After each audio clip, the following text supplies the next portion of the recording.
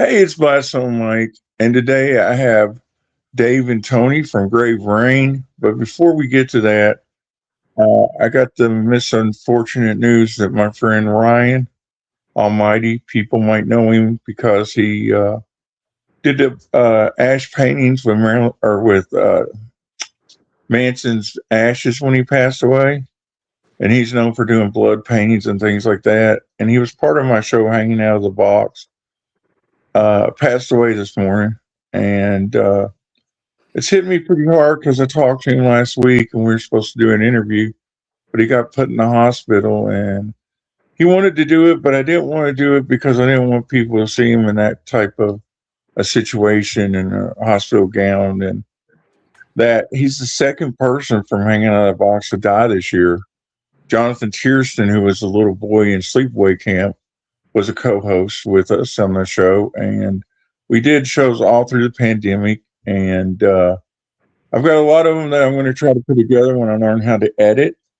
But I just wanted to say it's a pretty sad day because Ryan was such a colorful guy, and he had the most unusual thing. He had horns in his head that he had implanted on each side and stuff. But yeah, I just wanted to say that, and we'll get this underway because it's took a minute to try to get it put together. So sorry anyway, for your loss, my friend. Very sorry for your loss.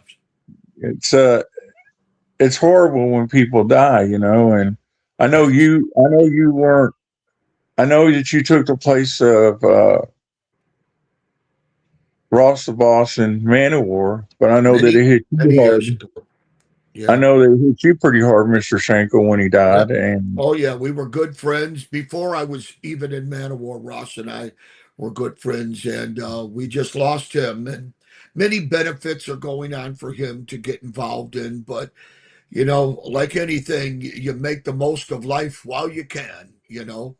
exactly. And Ross was one of those kind of guys that he created two genres of music with punk rock with the Dictators and Hmm. then Manowar.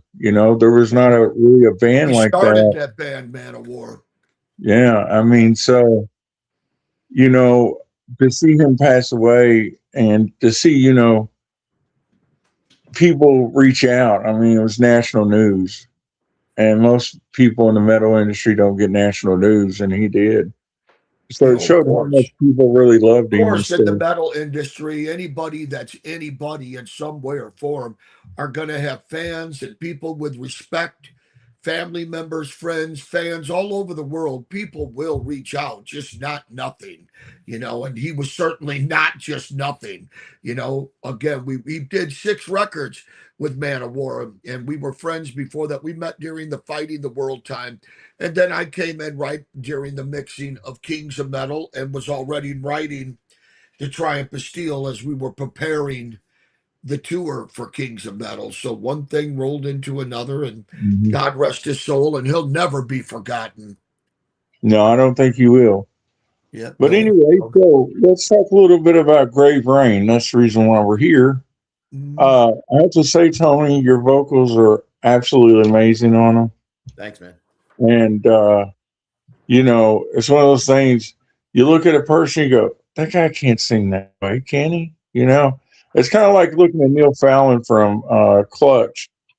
He's like a little dude, but what he belts out is just like unreal, It's, Yeah. and that's not profiling. It's just a matter of you'd think that you were in a Southern rock band or something, but Yeah. but the stuff's really good. How did Grave Rain come about?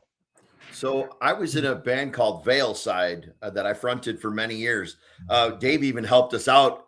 He was waiting for his album to drop, a DSG record to drop, and Still a warrior. yep. And we ended up firing a guitar player, and Dave was like, and I called him because Dave and I have been friends for years, and I said, "Man, we've got like a bunch of shows for the summer," and he goes, "Well, I'm not doing anything until this record's released." So Dave ended up joining Veilside for a summer. Mhm.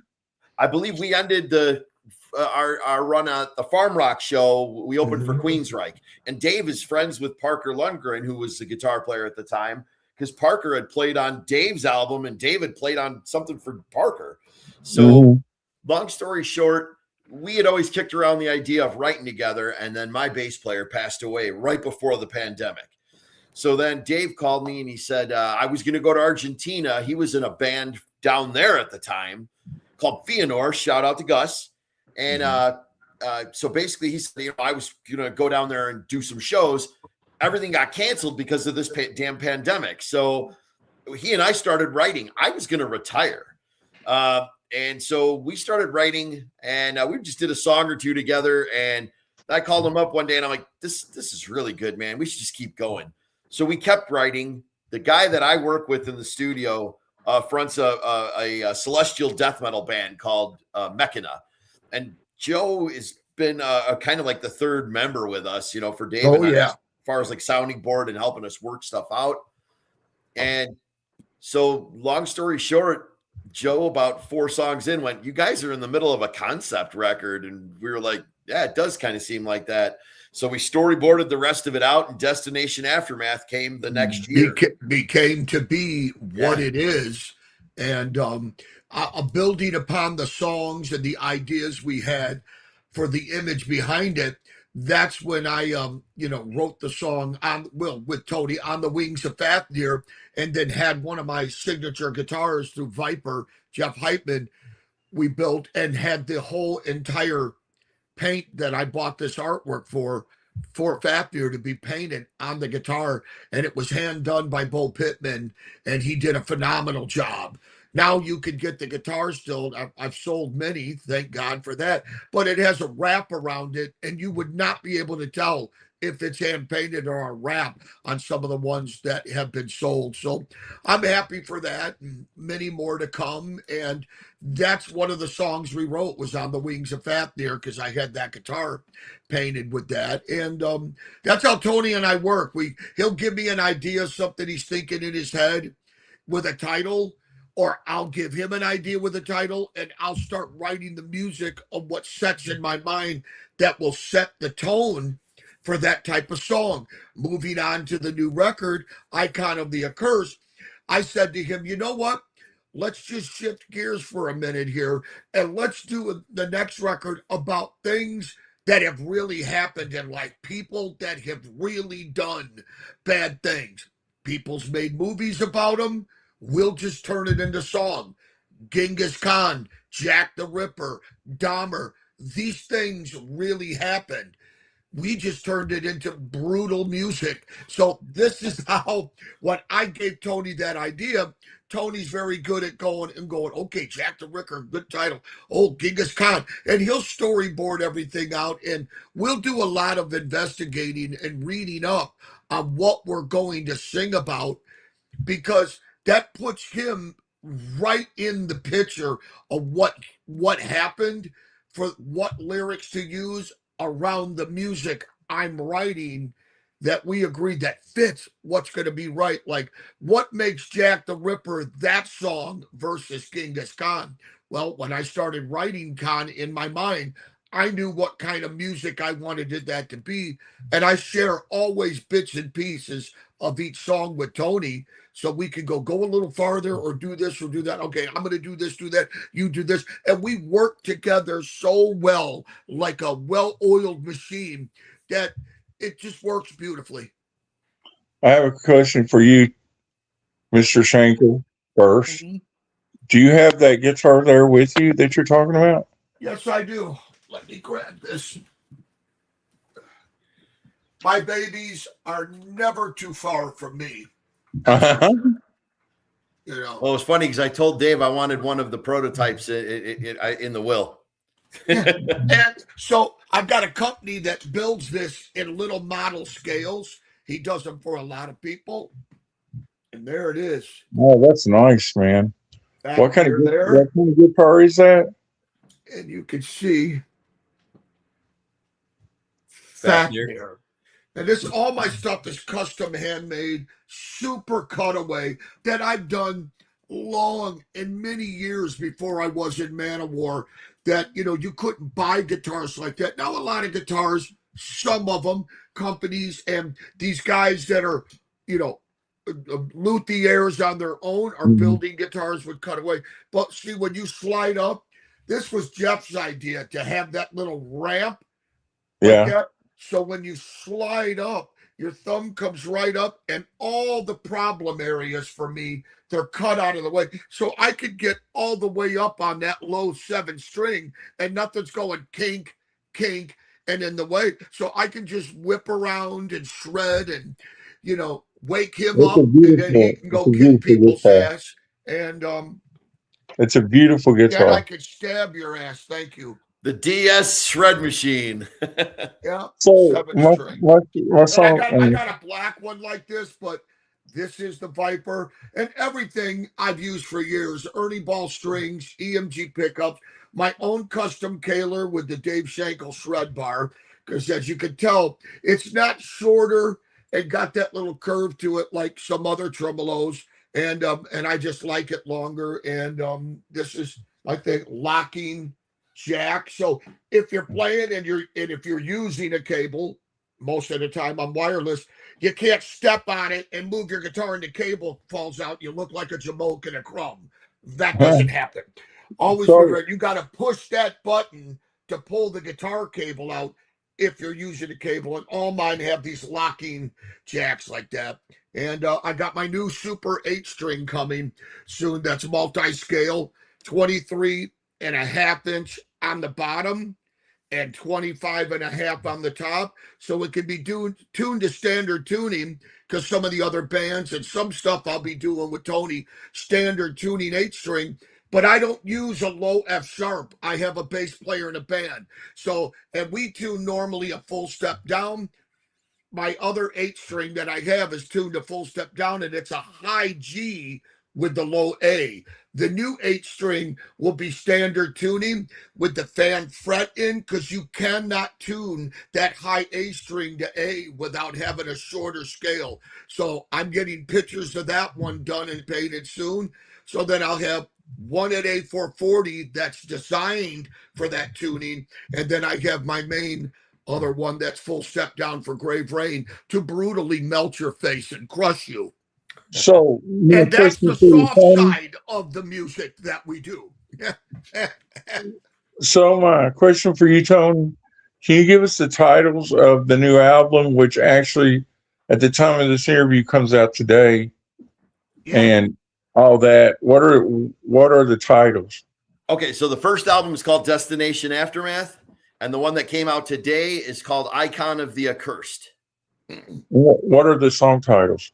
Oh, on Icon of the Accursed, there's Genghis Khan, the Holodomor, which is a Ukrainian famine, Unit Jack the Ripper. 731, Yeah. Follow the Leader, which is Jim Jones, War Machine, Jack the Ripper.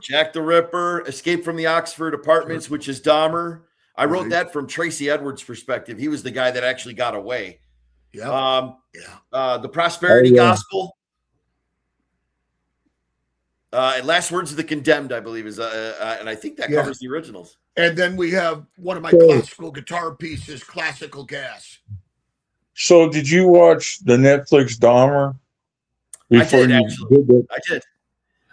What a phenomenal show, man. It was quite spooky, yeah. That guy did such a great job as him. I haven't watched the Ed Gein one yet, but the dude that plays Ed Gein in it, oh my God, he looks just like him. Yeah.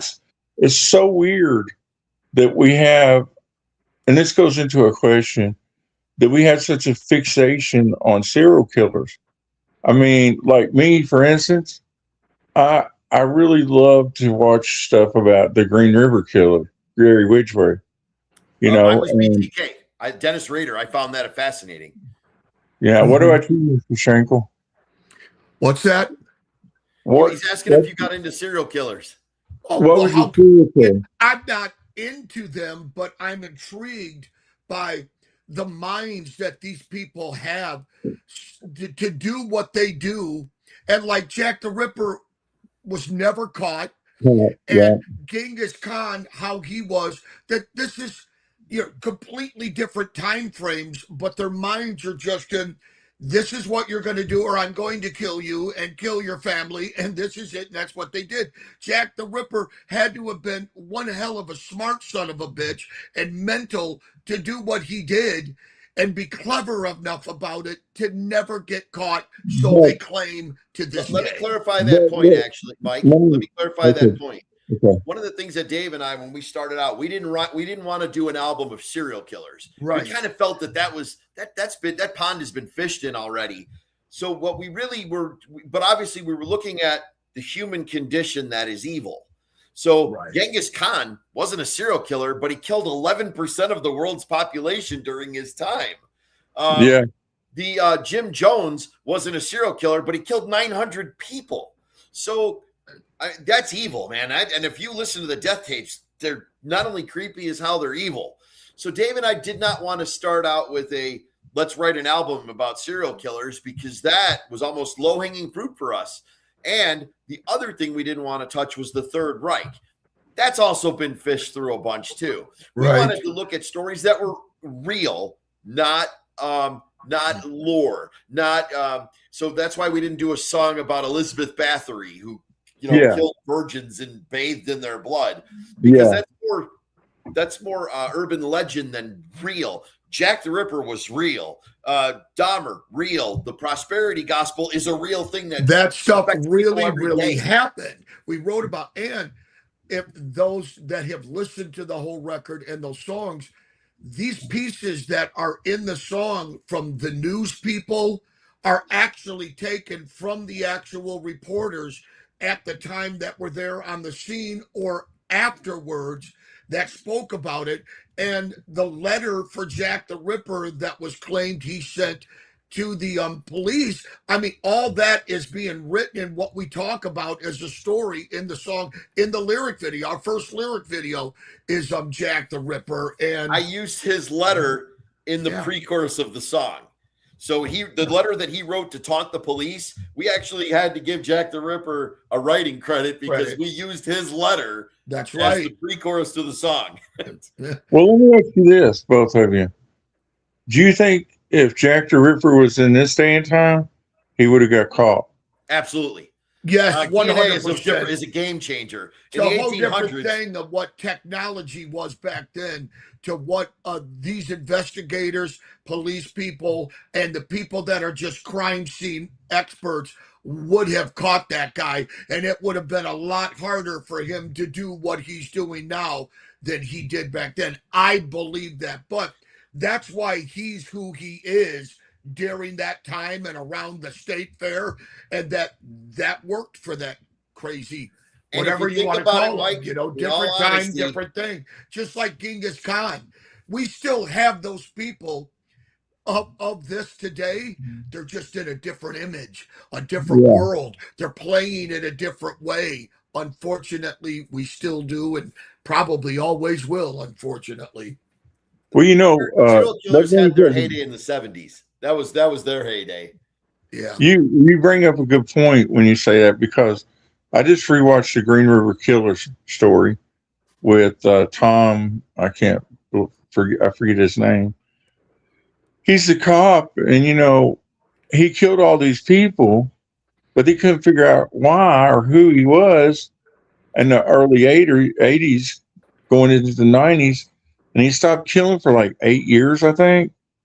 And they found him, and it's because of DNA. Because DNA had become a thing that they could look at. It was brand new at the time, but that and the fact they used,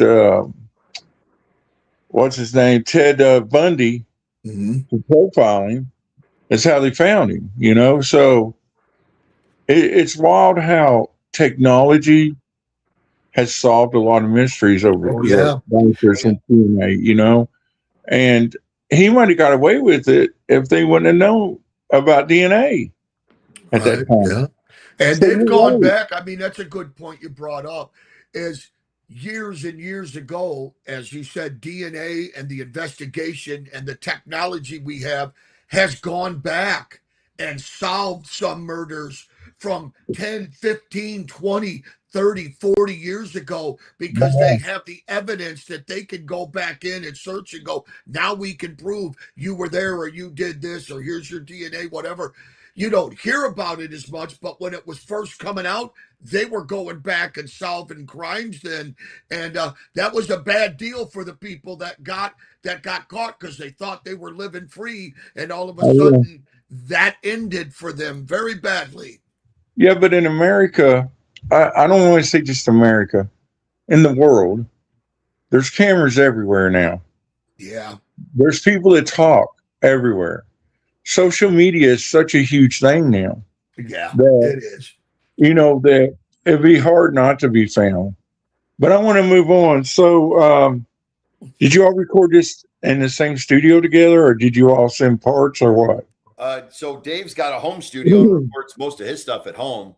And I use Mechana Studio, Apotheca Studios out of Batavia. So I basically would get the music from Dave.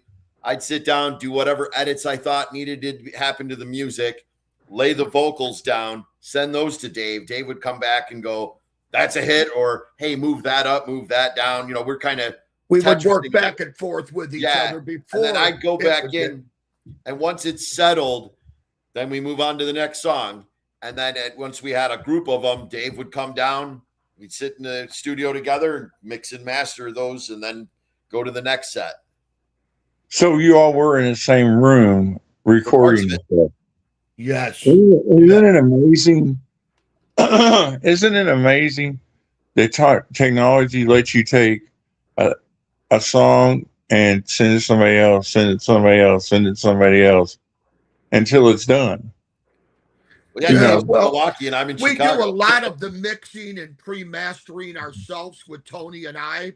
And then I'll do what I can do with drum programming just so we can get closer to a finished groove and drive what's going on that's in my vision, and then give it to Tony with his vision. Then we bring it together, make what little changes we need. And as we feel we're pretty happy with that, we'll put that on the shelf and work on the next one. And then things will start going to Joe, our engineer, and then he'll start recording Tony's tracks, theirs, and I'll get stems over to him. Once we have pretty much 99% of the cake baked, then I start going out to the studio with Tony and Joe's, and we start pulling up the tracks up, really drigging in, and then bringing the real drums in and everything, and etc. and all that, and then turning it into the masterpiece of glory that it is, or brutality to melt your face. There you go. What he said. Yeah. Yeah, what he said. Run it up a flagpole and see who salutes it. And those that like it, wonderful. If they don't, that's okay too, We just keep moving on. We do what makes us happy and our fans happy, and we're glad for all the fans we got from Tony and his days at Valeside and me and the band and Manowar, DSG, everything. It's still, these people still come to the GraveReign thing, and they're all excited to see us get out and play later this summer and towards the end of the year, and we will be, etc. and all the swag and everything, and come get our t-shirts and CDs and what we got. Tons of stuff. We'll be showing my hot sauces. Got my own line of hot sauce. People buy that. Come to the show and come enjoy our music. If you like it, great. Tell your friends. Come see us again. If you don't like us, don't come again. We'll have enough people that do. Shankle, it's wild that you said you're going to have your own hot sauce, because I'm friends with a doomed Stoner Rock legend, Bobby Liebland, who's in Pentagram. We're really good friends, and they just released their own hot sauce. Is that the new thing? Is people are releasing hot sauce instead of... Dave's has been I think for a while it was a little bit of a fad. I know Bumblefoot, a friend of mine, he had a little thing he was doing with hot sauce for a while, but I don't know if it's still out there. And a few other people, but I've been doing mine since I did the Valeside show at FireRock and met the people at Hellfire Hot Sauce here in Lake Geneva. And I have 2 bottles. I have the Full Shred and Shred Demon, and we're possibly working on the third one, Hotness, in the middle of the 2, called, very pleasant name, Soul Stealer. Yeah, yeah. That's So hilarious. we're working on that, and all that stuff is at our swag table. And sometimes, if the company's available, they come out with their truck, set their booth right up next to ours with all their other sauces. So it's one big party of hot sauce and swag and T-shirts and fun and music and pillagement and rape and whatever. Hold on, did Genghis Khan just come back? No, That no, took a Well, turn. no. Tony, do you all have any Just dates kidding, yet? everybody. Okay. So what a lot of people don't know is Dave and ended up getting a situation where he thought he was going to need surgery, and he ended up getting stem cell research done and avoided getting under the knife. But what it did was it took us out of playing, so we didn't do any dates for the first record. So rather than try and come out a year later and support the first record, we came out together and said, let's just work on the next record.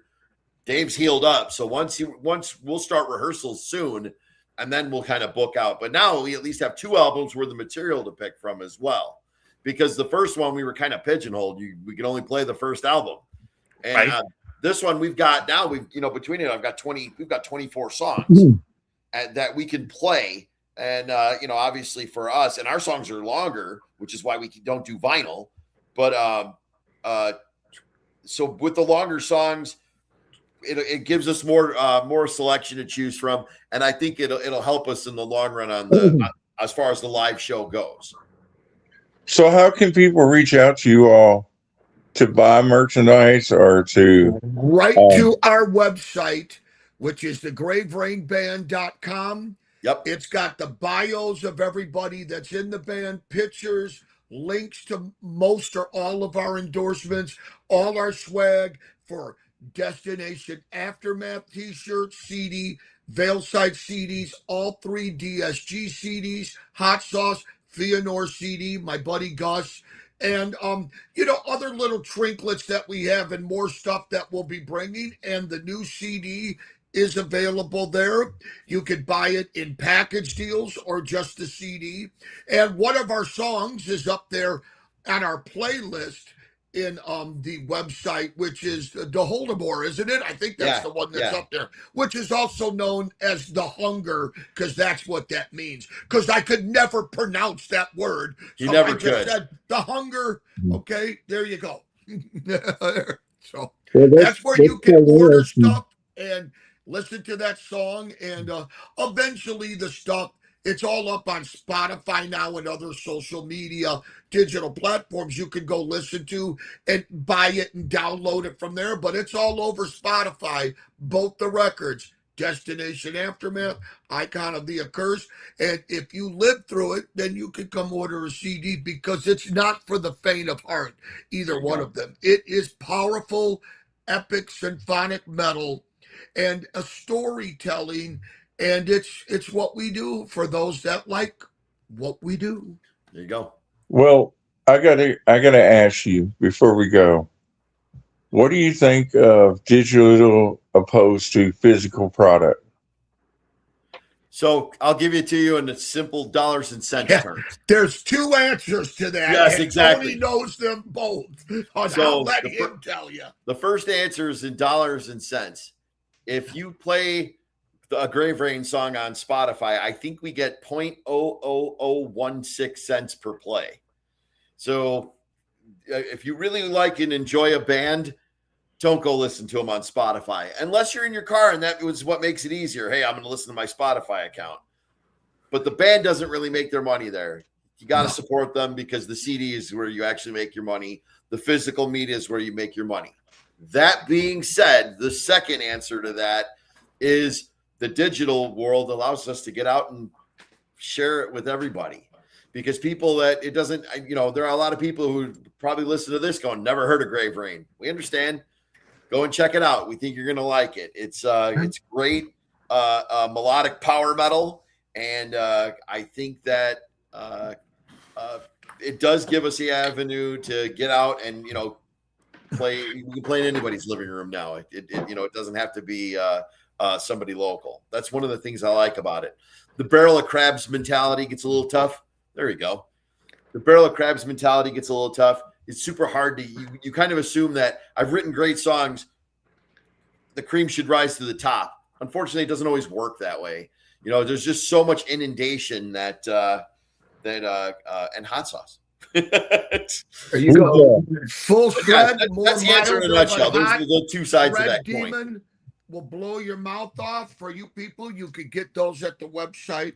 First record, Destination Aftermath, with On the Wings of Fafnir on my DS7 Fafnir. And there's the new one, people, right there, okay? And we're happy to thank Tom from FireRock Music Group, him and all those people, our manager, Johnny Pendergrass, who has been with me for 35 years since the day I stepped into Manowar and every band I've been involved in. All these are available at the website. T-shirts with this and the name of the band. T-shirts with this now. Hot sauce, Veilside CDs, all the DSGs, everything you can want until we add more. All is at our website, GraveReignBand.com. Just wanted to get that out there for those that are listening. And I've also got to give a quick shout out to Tom Collier and the fam at FireRock Records. We're happy to be with those guys. So, oh yeah, Tom's a great guy. Great guy. We love Tom. I'm kind of partial because I work with the label, so I'm kind of partial to the whole thing. You know, I wasn't the one that got you signed, but I'm glad you're part of the label, and I'm glad that you understand what me and Tom are trying to do and how we want to give the power back to bands and artists. You know, that's a wonderful thing. And guys like you are very important to all bands, especially bands like us, because it's a lot different now than it was 30, 40 years ago when Manowar started and other bands before them and after. There's so much that bands have to do on their own. And with social media and this AI stuff, and before AI, you really relied on somebody that knows Photoshop and everything. You got to be able to write, record, do stuff in your own home, and then get it to an engineer if you have to, if you're not at a professional level of mixing and recording. And online radio stations, guys like you that do interviews and want to do bands, that helps keep us alive out there for people to know about it, you know, because if it's not that, how much can you keep hearing about Taylor Swift or Jennifer Lopez or these guys? And that's all great for them and that scene. This is, you know, what keeps metal bands alive. And, you know, thank you for doing what you do. Yeah, well, thank you. And, yeah, I mean, I wouldn't have it any other way. You know, I mean, when Tom came to me and asked me to be a part of the label, it was probably one of the best days of my life because I'm 54 years old and I tell the story all the time. I remember that time sitting in English class, not giving a shit about school, thinking about how I was going to go to LA because I watched Decade of Decadence. I mean, what was it called? I'm losing my mind. The Metal Years. Oh yeah. I watched the Metal Years when I was a kid, and I was like, I got to go to LA. That's where I want to go. And then fast forward during Rocklahoma and meeting all these people that I dreamed of meeting, and then fast forward to that, meeting guys like Bobby from Pentagram, and saying they were my friend, and it's like, wow, I've gone so far at 54 years old, but I haven't gone far enough, you know? So to be a part of the label is really important to me to help young bands and older bands get what they deserve. I mean, I've heard the horror stories. Well, I didn't get paid for anything. You know, I got a friend named Dave Tice. He was a singer of a band called Buffalo in Australia. And I helped him get a deal. And that's the first time he got paid, but he did 5 albums with Buffalo. But, you know, the same old story. They signed all their rights away in 1971, you know. So they were still doing that stuff in 1971. It's not a new thing that labels take advantage of bands. And that's the reason why I think when Tom came to me and said, "Hey, this is the way we're going to do it," it clicked. And it's awesome that you all are part of this, because like we're talking about Ross, you're able to keep his playing style alive, you Shankle, Yeah. and it's just amazing, man. I thought about this the other day. How many bands and artists have we not seen that have music that maybe nobody in the world will ever see? That's right. It's a mind blowing thought that there's music that we'll never hear or see. And let You me know? inject one thing on that. And even to this day, I agree with you. But think about before there was internet, there was so many bands out there and musicians and all these things we see now by a click of a button. That stuff was always out there. You're just able to see it now because of the vast world and technology of internet That's it. and Facebook and Instagram and TikTok and YouTube. People anywhere in the swamps of Tennessee can be a phenomenal banjo player and you never even knew he lived. And No, somebody filmed him and went, "This guy's incredible." And somebody got a video of him and here he is because of technology. They've always been there, folks. Now it's just easier to at least show it to the world, whether you're trying to make a living doing it or just putting it up for fun. There's just greatness out there everywhere, as well as there is horribleness too. There's many sides. Yeah. yeah, and that's objective uh, of the whole thing. I'm not a Yeah. huge death Yeah. metal fan. I'm not a huge power metal fan. I'm my two genres I stay in is glam and stoner rock. Those are the Uh-huh. two things I like to listen to. Yeah. But that doesn't mean that a death metal band ain't good or a Exactly. progressive metal ain't good or a rap artist or, whoever doesn't mean they're not good. It's just my preference of what I listen to. And you probably understand that because you all probably listen to stuff too that you have a preference for. My So, other band is is literally a dark pop progressive band. holy crap, what are they called? Blockchain Coalition. Oh, Our That's album's his, coming out in September. that's his other band. oh my God. That's hilarious. Yeah, Yeah, I so like softer rock stuff like my other band, Wings of Destiny, our new record, Masters of War, and then we did a 5-song EP with 2 Manowar songs I wrote, Ride the Dragon and Master of the Wind. That's all Oh, getting ready. That came out a few years ago. Now it's a double CD that's coming together. We tour in Mexico and Costa Rica in November. nice. By that time, GraveReign will be ready to be out oh hitting and yeah. playing. And then I have another project, Metal Crusaders, with Rhino, who I brought into Manowar to play on the Triumph of Steel. That record's in the mixing stages as we speak.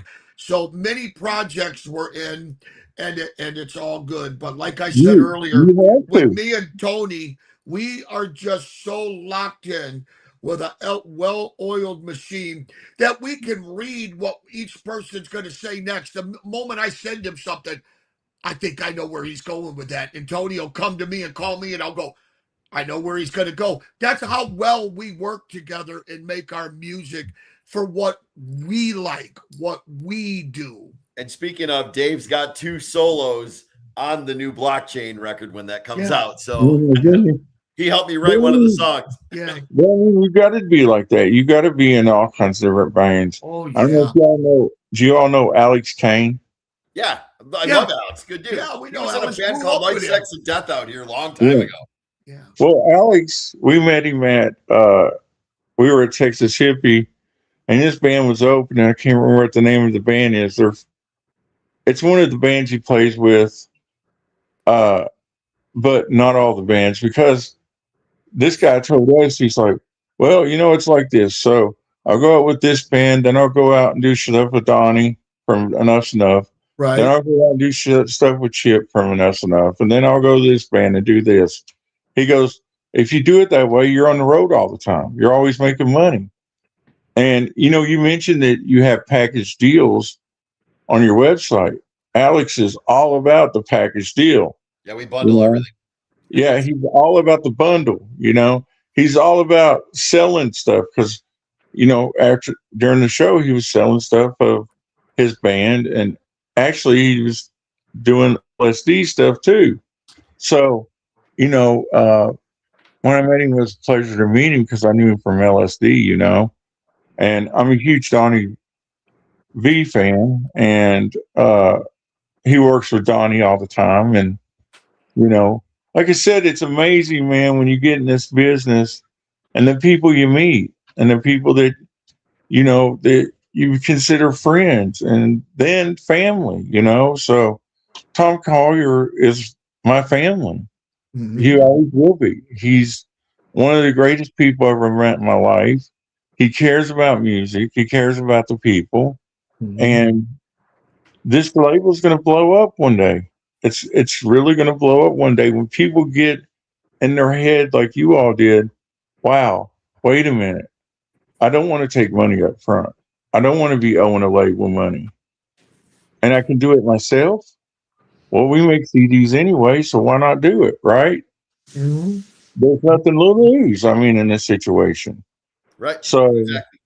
So we but were anyway, super happy because it made total sense for the two of us to do that. So I don't want to toot my own horn about the record It's label, okay. but We're all here for a reason, and we're here with you thanks to Tom.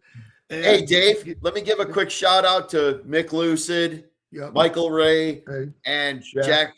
Jack, who is our rhythm guitarist. The other guys in the band, you know, Dave and I have done all the writing, and we did bring Jack in toward the end to help with some backing to do vocals. some vocals. But Tony for our does live all shows, the we vocals needed the on right the guys record to. and harmonies, and brings in Yeah. sometimes Ron. We want to thank him. Ron from Thomas, my Blockchain, drummer his in buddy. He Blockchain. does vocals, and I play all the instruments on the record. Mick played bass on some of the stuff. And, you know, we brought in Jack to do a couple of vocals and everything. So now we felt it was time to bring these two guys in with Mickey and Tony and I, just to fill the band out with all the parts for live and rehearsals. And Yep. we think that was a very good decision. And we're excited to get it into rehearsals very quickly here in July, and, you know, fire up and, you know, and see where we're going with it. And then, like Tony and I have discussed, like he said earlier, we never rehearsed the first record.